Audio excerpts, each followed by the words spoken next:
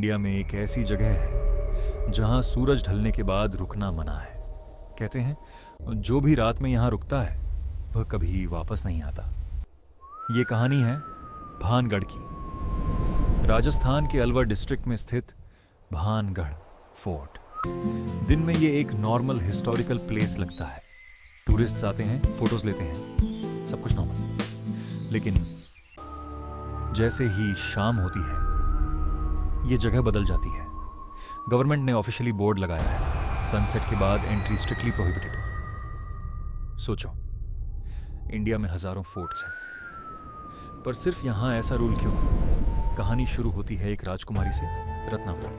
वह इतनी खूबसूरत थी कि दूर दूर से लोग उसे देखने आते थे। उसी शहर में एक तांत्रिक रहता था, नाम था सिंघिया। वह राजकुमारी से पागलपन की हद तक प्यार करता था, लेकिन जानता था कि वह उससे कभी नहीं मिलेगा। इसलिए उसने एक खतरनाक प्लान बनाया।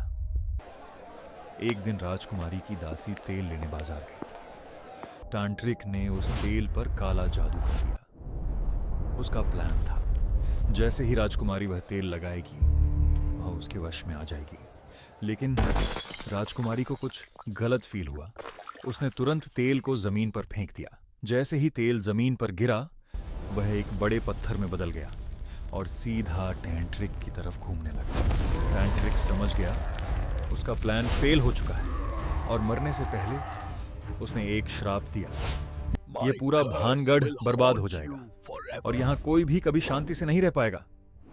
कुछ ही दिनों में भानगढ़ में एक भयानक युद्ध हुआ और पूरा शहर एक ही रात में बर्बाद हो गया। आज भी लोग कहते हैं रात के समय यहाँ अजीब आवाजें आती हैं, पायल की आवाज, औरतों की चीखें, किसी के चलने की फुटस्टेप्स।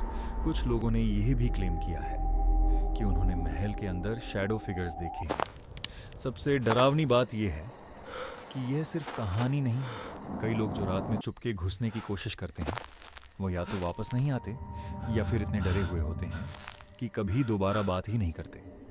तो सवाल यह है, क्या भानगढ़ सच में श्रापित है या फिर यह सब सिर्फ एक कहानी है? अगर आप में हिम्मत है तो एक रात भानगढ़ में जरूर गुजारना।